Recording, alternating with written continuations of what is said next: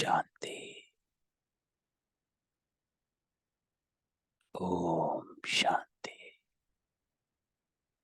ओम शांति।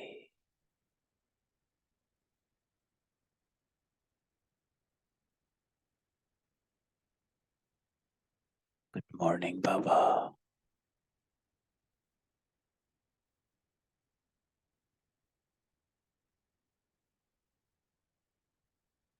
विद्या बाबा।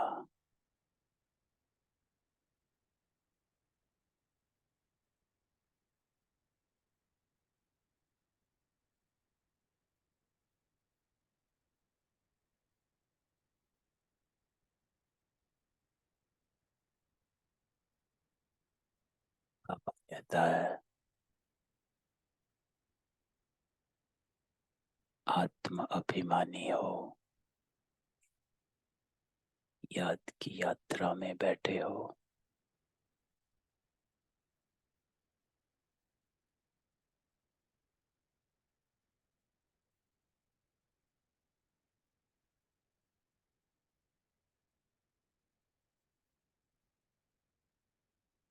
ये रूहानी यात्रा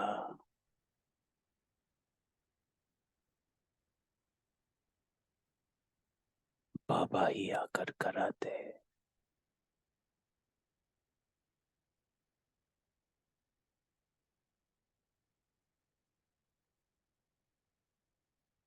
बाबा कहता है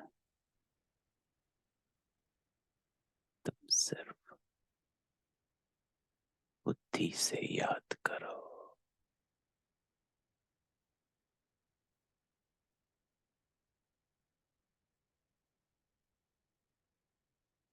ये बुद्धि की यात्रा है।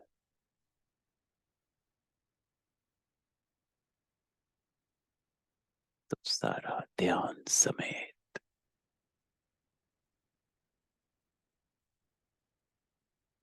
अंतर्मुखी हो जा।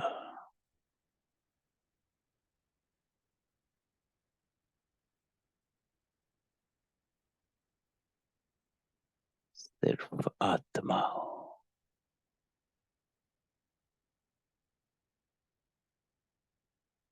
इस रूप में, इस संकल्प में बुद्धि को एकाग्र कर।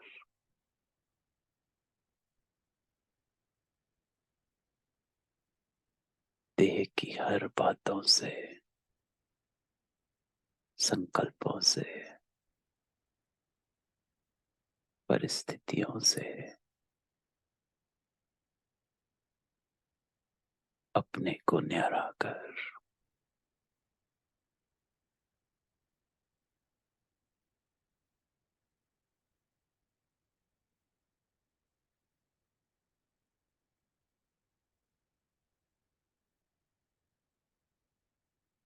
इस जन्म से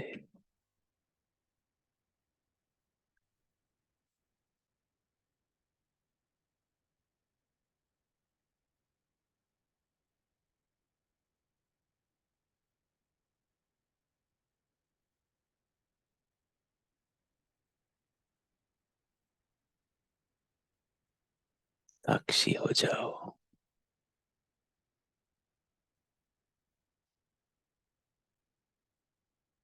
हर तरफ से बुद्धि को डिटैच कर।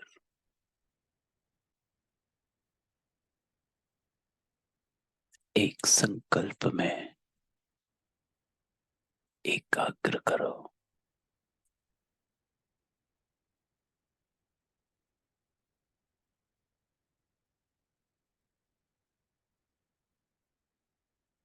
मैं देह नहीं, आत्मा हूं।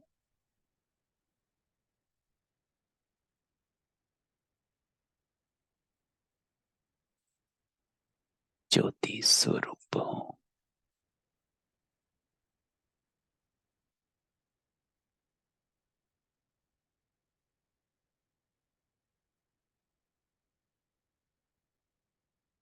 शक्ति स्वरूप हूं।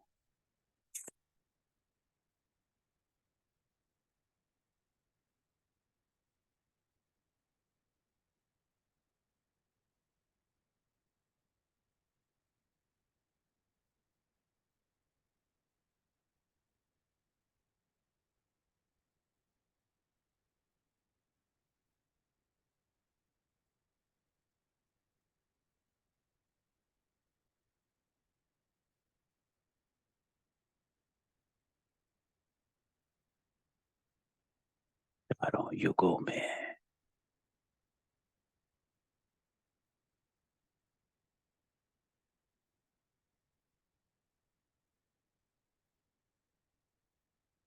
सभी वर्णों में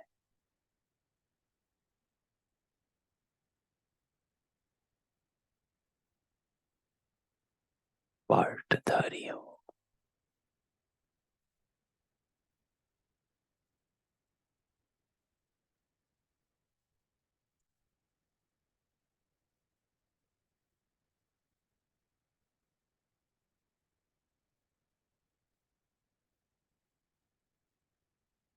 देवी देवता धर्म की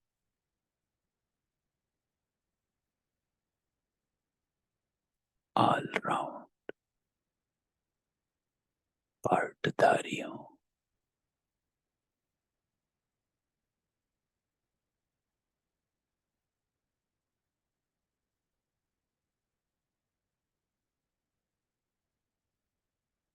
ये हम आत्माओं की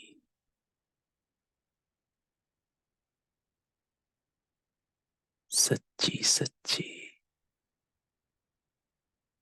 रूहानी यात्रा है।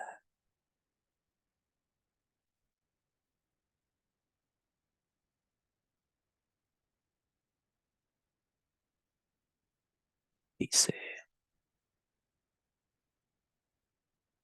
अपने आप को इस यात्रा पर लेकर जाएं।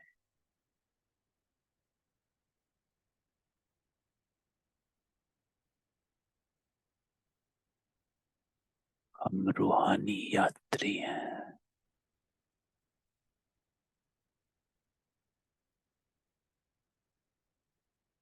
स्वयं बाबा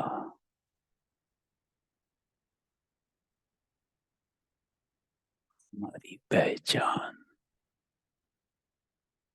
हमें दे, यात्रा करा रहा।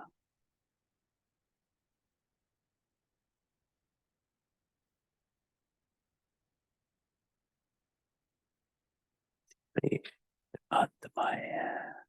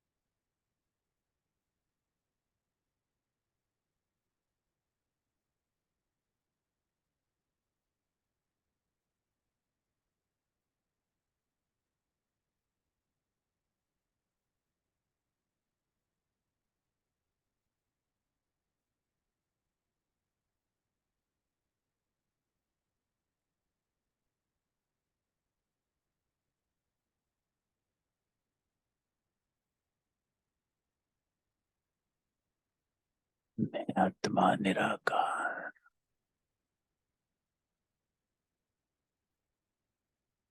पूरे सृष्टि चक्र में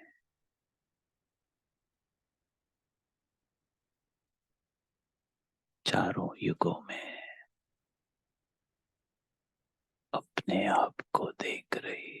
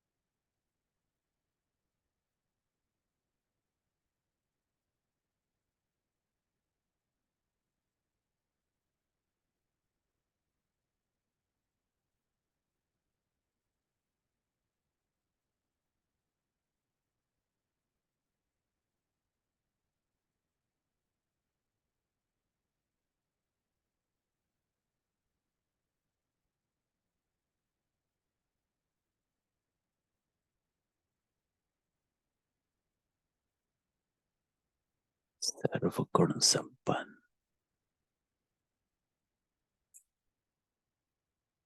सोलह कला संपूर्ण,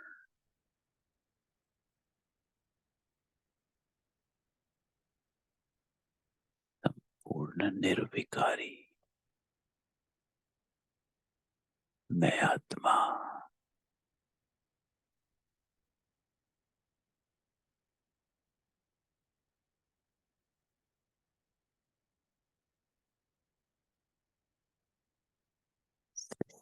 की आद में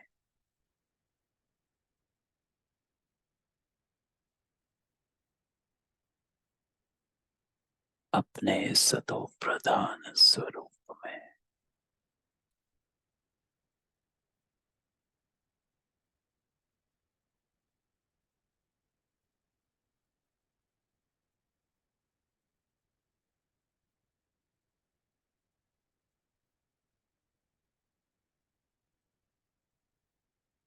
देवी देवता स्वरूप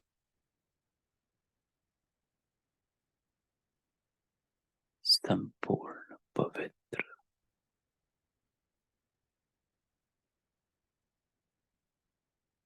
ने इस आदि स्वरूप में टिक जाएं।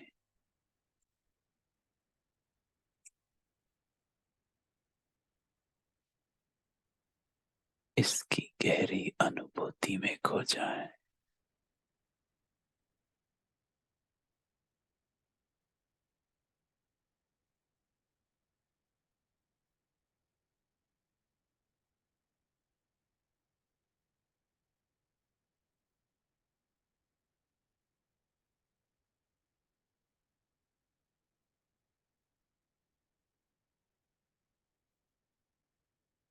जीवन मुक्त अवस्था में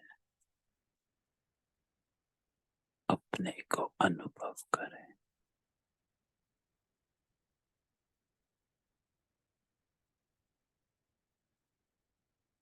ये मेरा आदि स्वरूप है।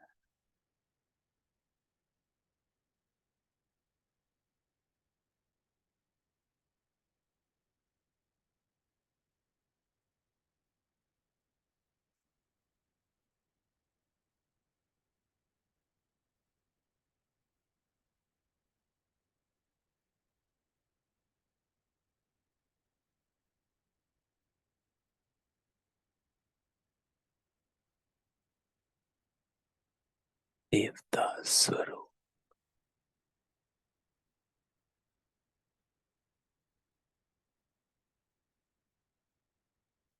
अर्थात दातापन,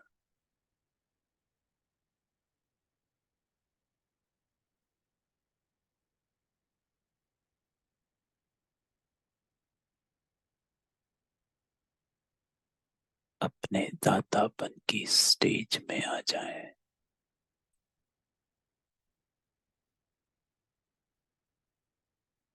और सर्व आत्माओं के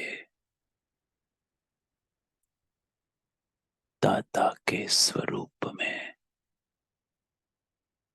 अपने आप को देखें।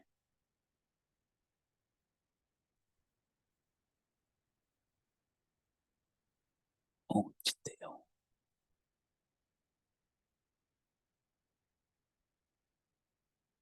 संपूर्ण स्वरूप में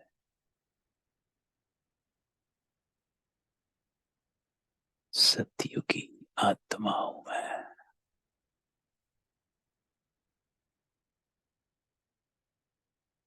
पवित्र हूं मैं, सतो प्रधान हूं,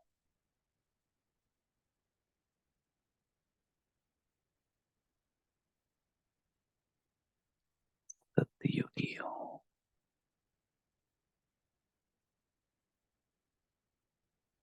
अपने इस श्रेष्ठ स्वमान को इमर्ज कर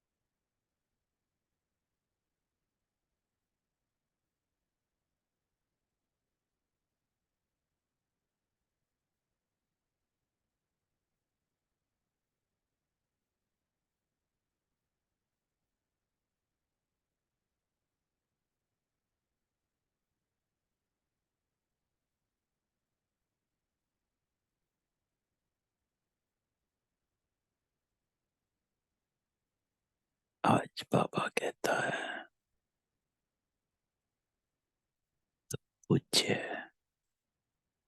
देवी देवता थे।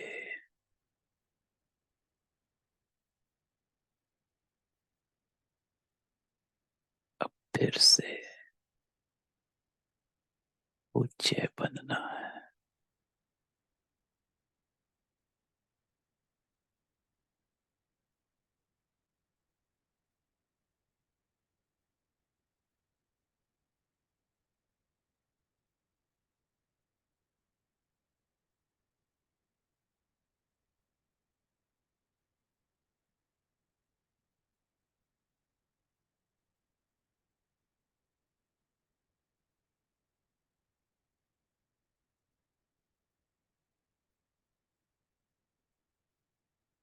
आत्मा जो अपवित्र बनी, उसको शुद्ध बनाना है।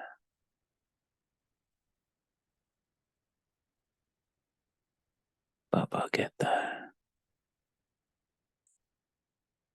मेरे साथ योग लगाने से शुद्ध बनेंगे।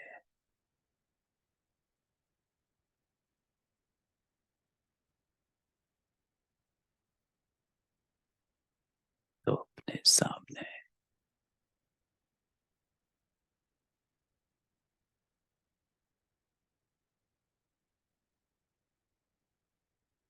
बाबा को देख।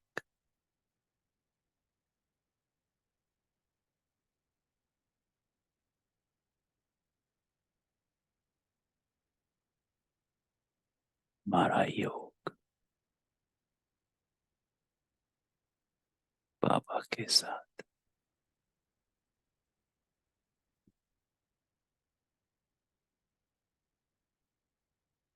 इस याद में रमण हो जाए।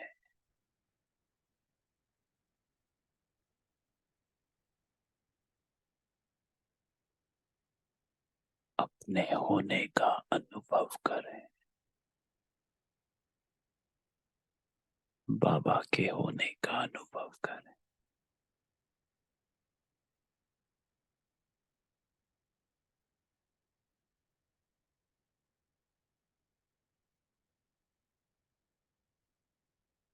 हम बदल रहे हैं।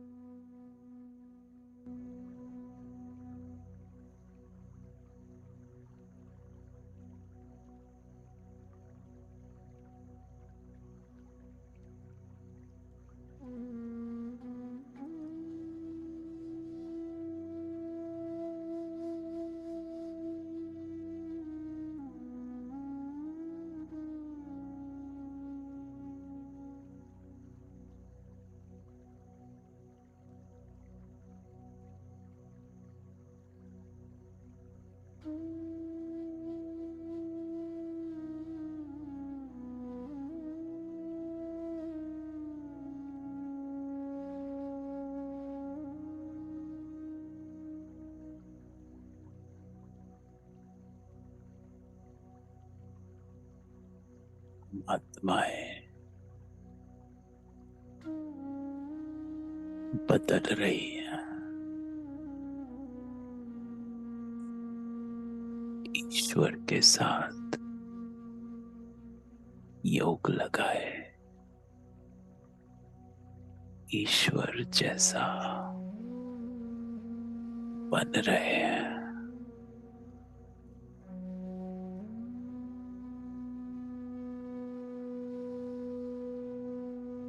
सतयुगी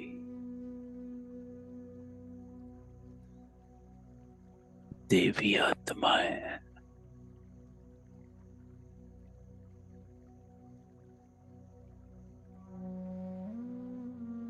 अपने पूज्य स्वरूप में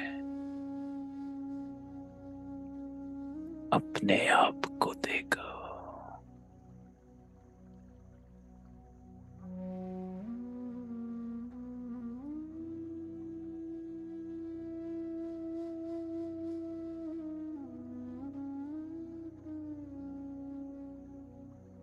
सृष्टि की आदि में, सतयुग में हम आत्माएं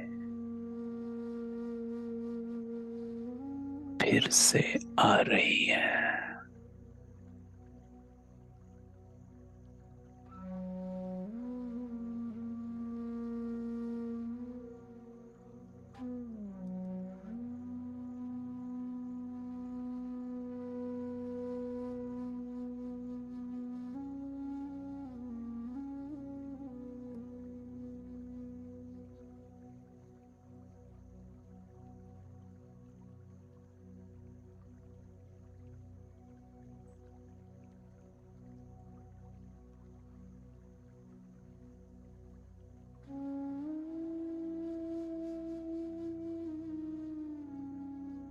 बाबा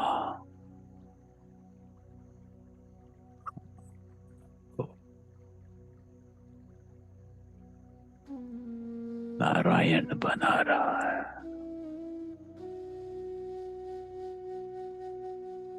देवता बना रहा है।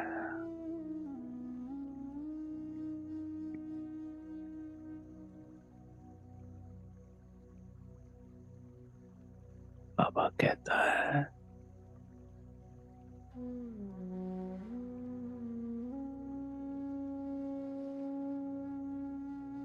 मैं स्वर्ग की स्थापना कर रहा हूं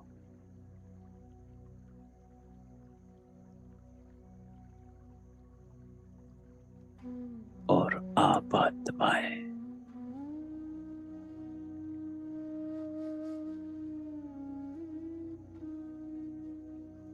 उस स्वर्ग का वर्षा मुझसे ले रहे हैं।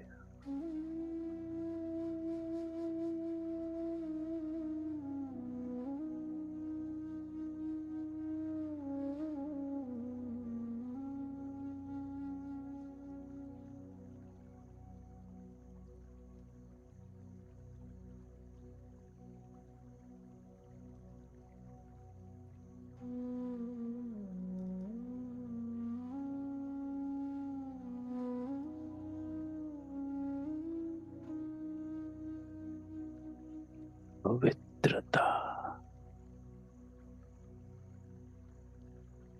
सत्यता, स्वच्छता,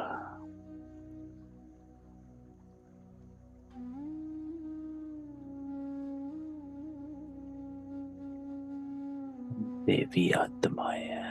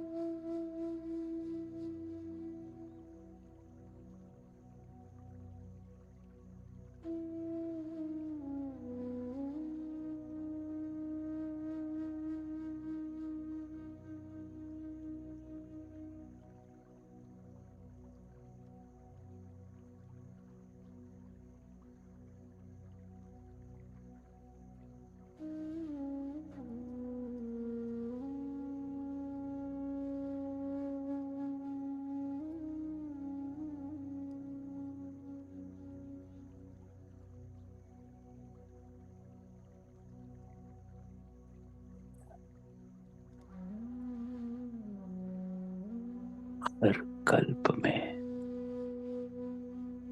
स्मृति स्वरूप बने हो, अभी भी बने हो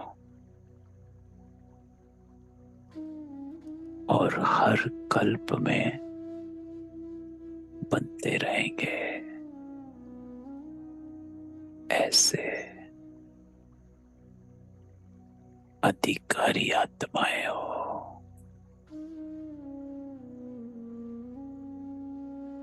सदा स्मृति में रख कि अधिकारी हैं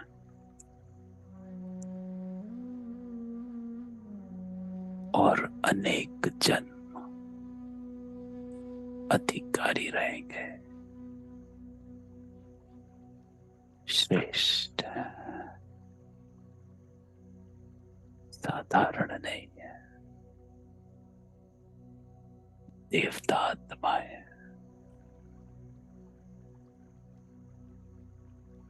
स्वरूप बन जाओ।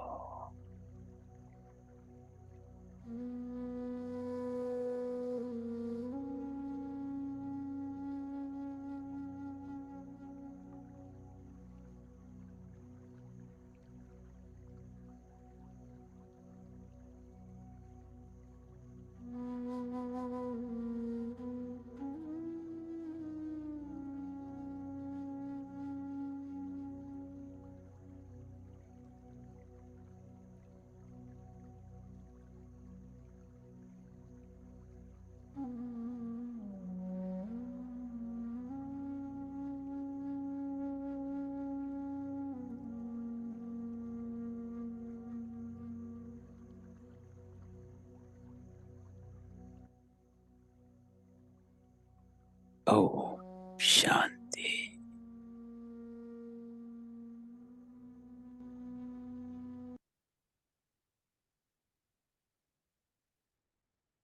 ओम शांति।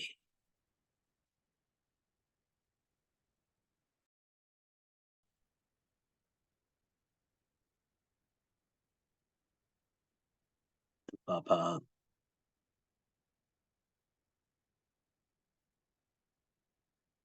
कैसे हमको ले गया। पापा कहता है हर कल्प स्मृति स्वरूप बने हो, अभी बने हो और हर कल्प बनते रहेंगे।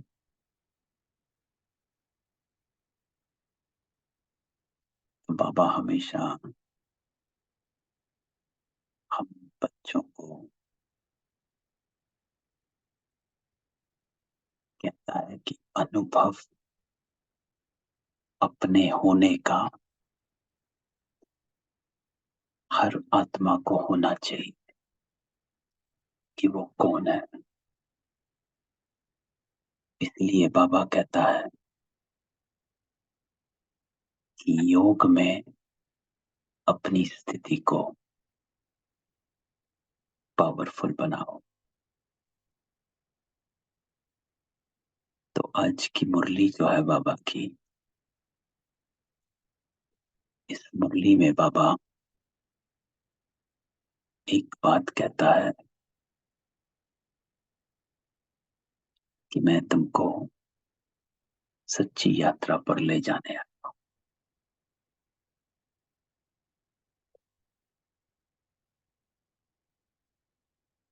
वहां जाने में देरी नहीं लगती क्योंकि तुम्हें सिर्फ इसे याद करना है।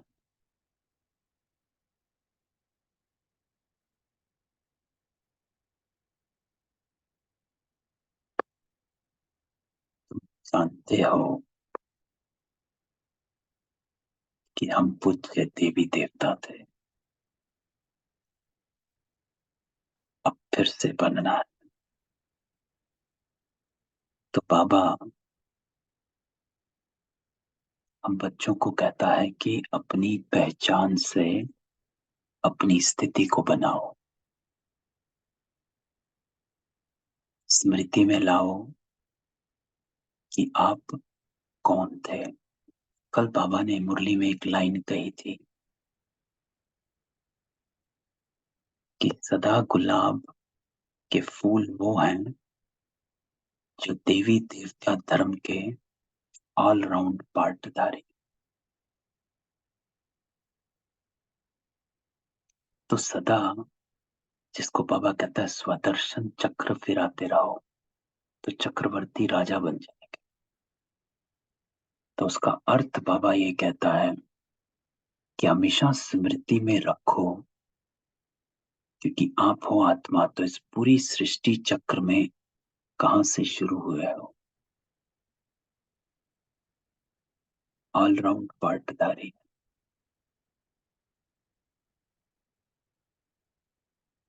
तो उस स्मृति को कि हम देवी देवता आत्माएं हैं, हमेशा इमर्ज रूप में रखो। तो दातापन, मधुरता, दैवी संस्कार जो है वो स्वतः इमर्ज होंगे, स्मृति में आएंगे। क्योंकि कल भी हम बात कर रहे थे कि सिर्फ आत्मा हूं में नहीं रखना है। कौन हो, जब उस पे आ जाते हो तो आपकी कॉन्शियसनेस जो है वो इस दुनिया से एकदम डिटैच हो जाती है।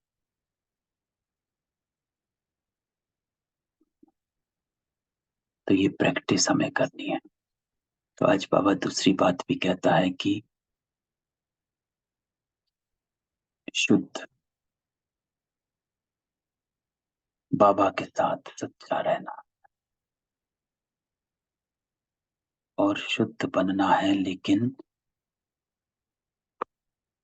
मेरे साथ योग लगाने से। कि जितना हम बाबा के साथ कनेक्ट रखेंगे, बाबा कहता है योग रखेंगे तो चढ़ती कला होगी, नहीं रखेंगे तो गिरती कला हो जाएगी। कि कोई ना कोई, बाबा कहता विकर्म हो जाएगा। आज बाबा ने इस बात पर थोड़ा सा और एक्सपेंड किया है कि हर छोटी बात का विकर्म बन जाता है, पता भी नहीं चलता।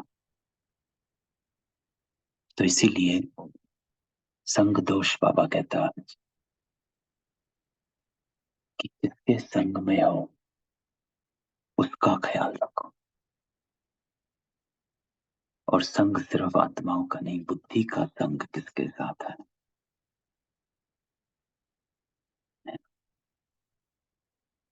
तो बस योग रखेंगे तो चढ़ती कला होगी, नहीं रखेंगे तो गिरती कला हो जाएगी, अर्थात कोई ना कोई विकर्म हो जाएगा। तो ये हमें साथ में रखना। तो चलो चलते हैं बाबा की 17 मई 1969 की मुरली। सबको अनम्यूट करता हूँ, किसी का कोई क्वेश्चन हो तो हम पहले उसको डिस्कस करें।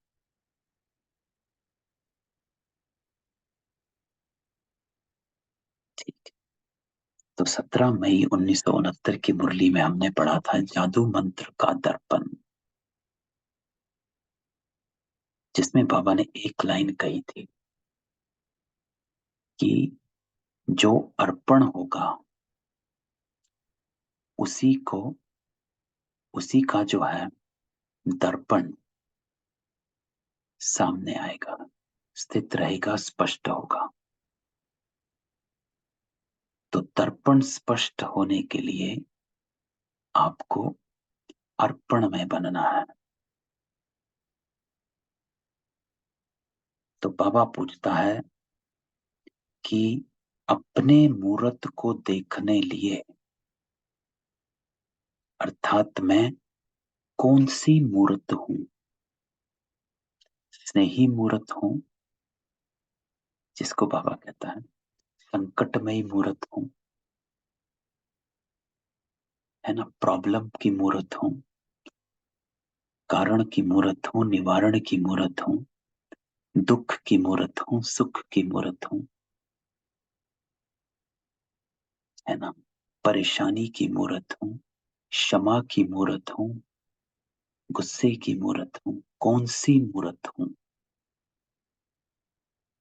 तो बाबा जैसे कहता है कि मंदिरों में देवी देवताओं की मूर्त जो होती है, उस मूर्त में की सामने भक्त कैसा भी कोई भी आए, कोई भी बात कहे, कोई गाली देने वाला आए या कोई पूजा करने वाला आए, वो मूर्त चेंज नहीं होती। तो बाबा कहता है अपनी मूर्त को देखने लिए अपने पास क्या रखना चाहिए? दर्पण, जिसको बाबा कहता है ज्ञान का दर्पण। और रिफ्लेक्शन, दर्पण क्या करता है? आपको रिफ्लेक्शन दिखाता है ना। A mirror always reflect. तो दर्पण बाबा कहता है ये रिफ्लेक्शन है आपके कर्मों का, वाचा का, मनसा का। तो अपने कर्मों को ज्ञान के दर्पण में देखना, अपने वाचा को ज्ञान के दर्पण में देखना, अपने संकल्पों को ज्ञान के दर्पण में देखना। जैसे स्थूल में दर्पण में देखते हैं, तो ऐसे ही बाबा कहता है कि आपके पास हमेशा ज्ञान का दर्पण होना चाहिए कि कुछ भी कर्म कर रहे हो तो पहले, जैसे अपने को संवारते हैं तो बर्तन दर्पण में देखकर अपने को सेट करते हैं, तो बाबा कहता है ज्ञान के दर्पण में पहले अपने को सेट करो। फिर बाबा कहता है अरे के पास दर्पण है, अगर दर्पण होगा तो अपना मुखड़ा देखते रहेंगे और देखने से जो भी कमी होगी उसको भरते रहेंगे, और अगर नहीं होगा तो कमी को भर नहीं सकेंगे। तो अपनी चेकिंग करते हैं। तो बाबा इस वक्त ये भाव करता है, इसलिए बाबा कहता हर वक्त अपने पास दर्पण रखना।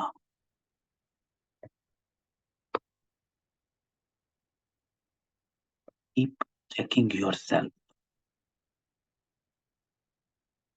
जैसे देह भान में सबके हाथ में छोटे छोटे दर्पण, आजकल तो फोन में भी अपना चेहरा देख लेते हैं कि भाई कुछ सब कुछ सही है कि नहीं। तो बाबा कहता है हर वक्त अपने पास दर्पण रख, चेकिंग करता रहे। लेकिन बाबा कहता है ये दर्पण ऐसा है जो आप समझें हमारे पास है परंतु गायब हो जाता है ना। क्योंकि हम हम गुम हो जाते हैं तो दर्पण गायब हो जाता है। हमारी स्मृति जब समाप्त हो जाती है, खत्म हो जाती है, तो ये दर्पण गायब हो जाता है। इसलिए बाबा इसको कहता है कि जादू मंत्र का दर्पण है, एक सेकंड में गायब हो जाता है। लेकिन ये अविनाशी रह कैसे सकता है?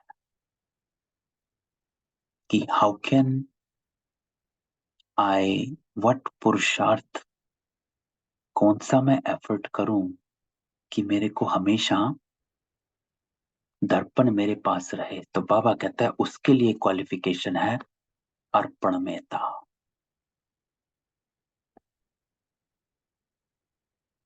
सरेंडर। जिसने अपने आप को बाबा कहता है सरेंडर किया, अर्थात बुद्धि को सरेंडर किया है। जो मेन सरेंडर बाबा कहता है वो कहता है बुद्धि का है। स्थूल सरेंडर को बाबा सरेंडर नहीं मानता।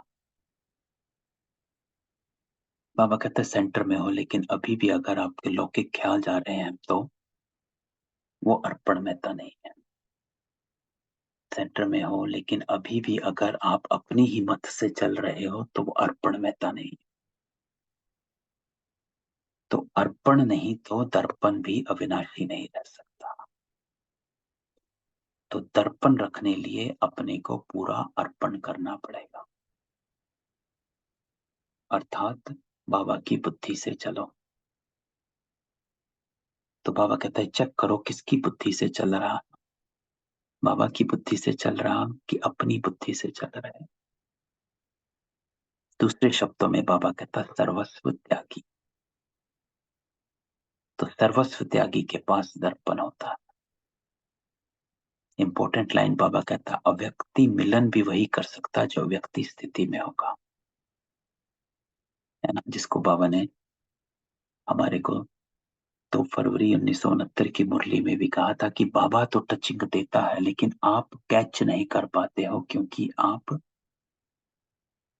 स्थिति में नहीं होते हो।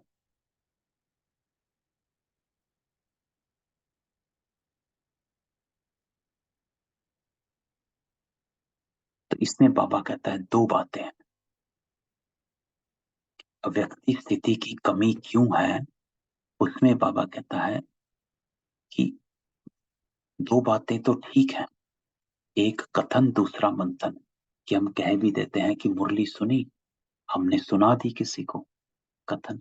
दूसरा मंथन, बाबा कहता है मंथन भी सही है कि चलो चर्निंग भी कर लेते हैं।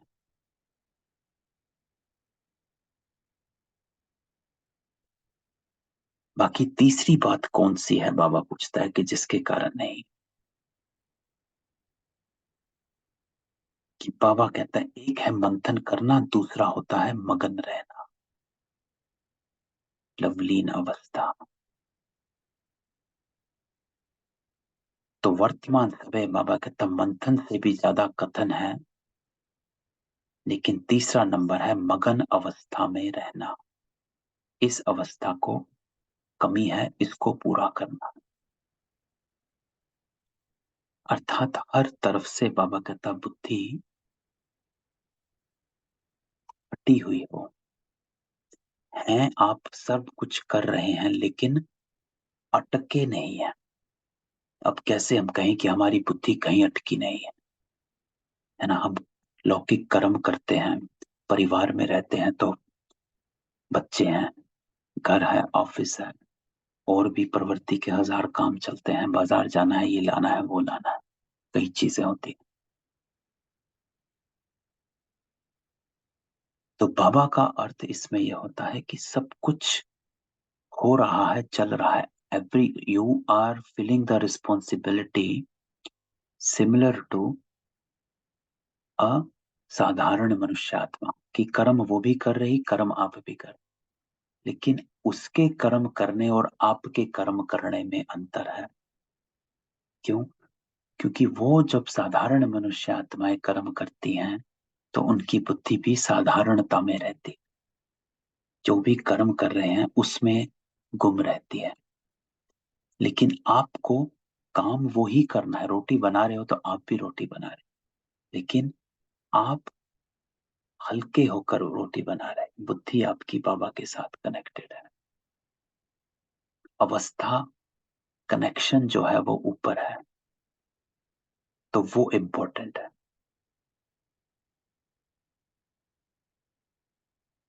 तो इसीलिए बाबा जो इस मुरली से हमें लेकर जाना है वो यही लेकर जाना है कि जो बाबा ने कहा है कि हर कर्म को चेक करना है तो आपके पास दर्पण होना चाहिए। और दर्पण जादू मंत्र का दर्पण है, गायब हो जाता है क्योंकि हमारी, जो बाबा कहता है कि अर्पण में नहीं हो, सरेंडर नहीं हो। और हम सरेंडर नहीं है उसका अर्थ है कि हम अपने आप से कर रहे हैं, हम कहीं और सरेंडर्ड हो चुके हैं, कहीं और अटक चुके हैं।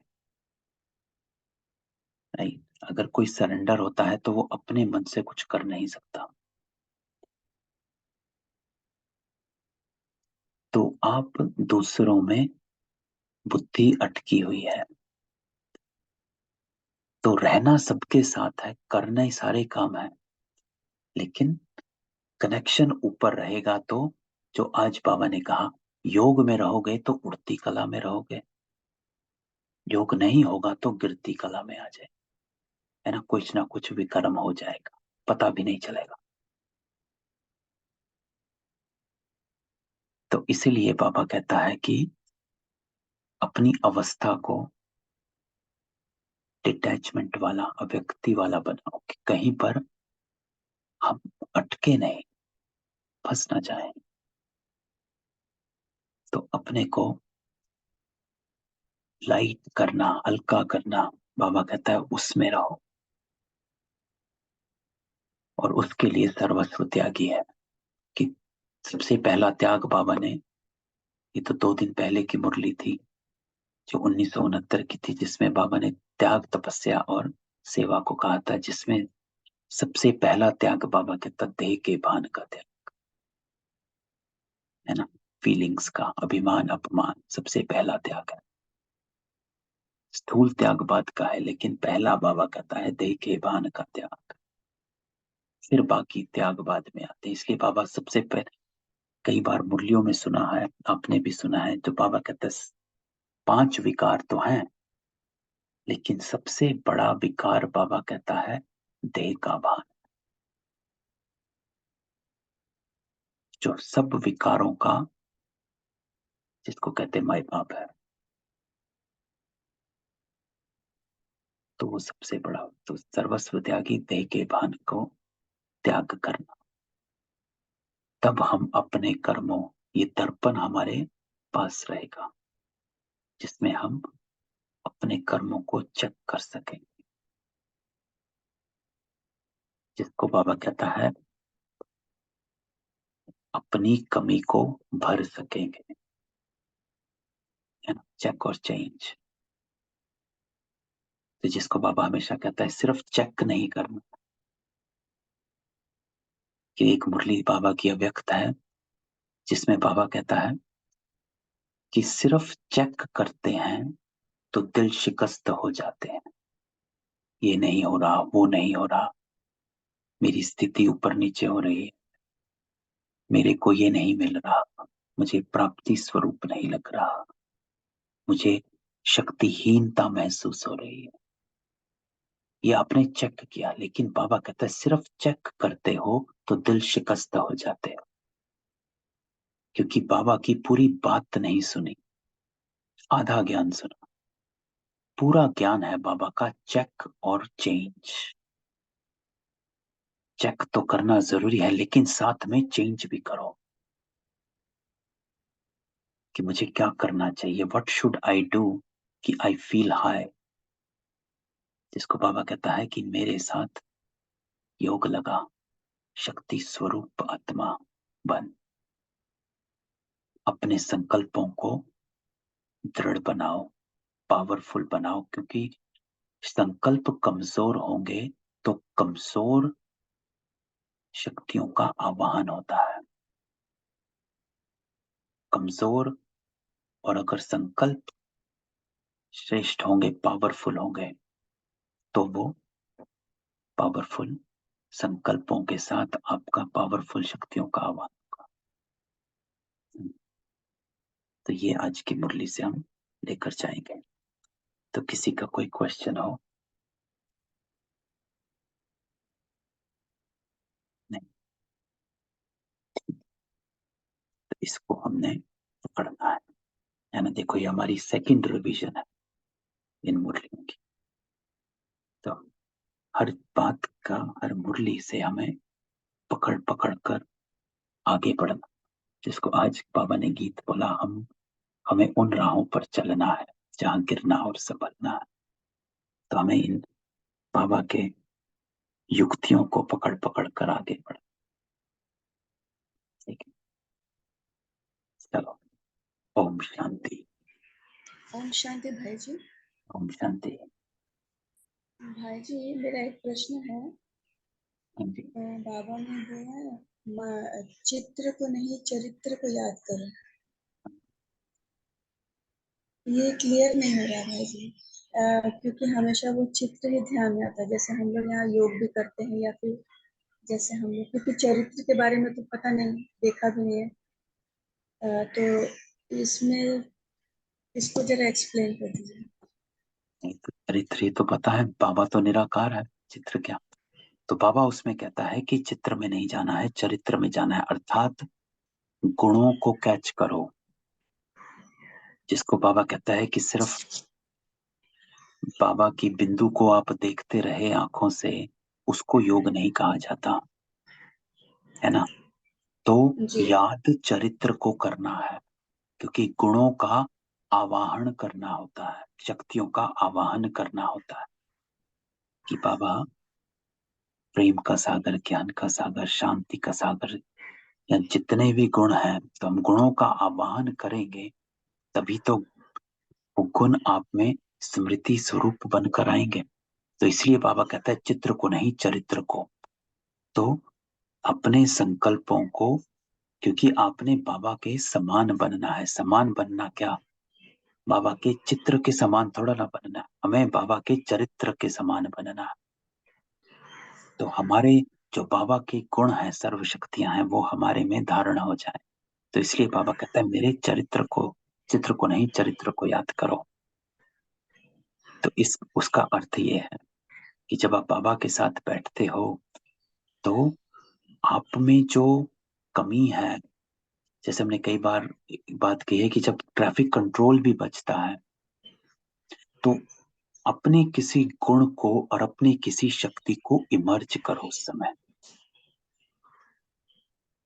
चाहे अपने रहम दिल भावना को इमर्ज करो, मधुरता को इमर्ज करो, सहनशीलता को इमर्ज करो, किसी गुण को पकड़ो और उसको इमर्ज करो।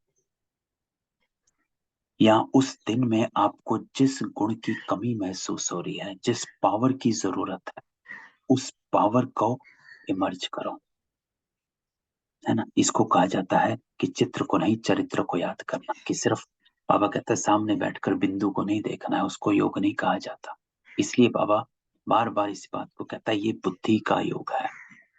क्योंकि बुद्धि का योग है तो इसका अर्थ है कि ये सिर्फ आंखों से देखने वाला योग नहीं है, है ना, स्थूल नहीं है। यह है कि आपकी बुद्धि से बाबा को आपने कनेक्ट किया है, और फिर उनके गुणों को, धारणाओं को अपने अंदर समाना है ना। इसलिए बाबा कहता है चित्र नहीं, चरित्र को याद कर।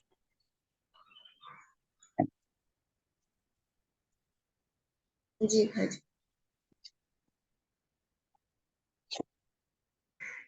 कल मिलते हैं फिर बाबा के योग के साथ। ओम शांति। ओम ओम शांति। शांति भाई जी। शांति भाई जी। ओम शांति। ओम शांति।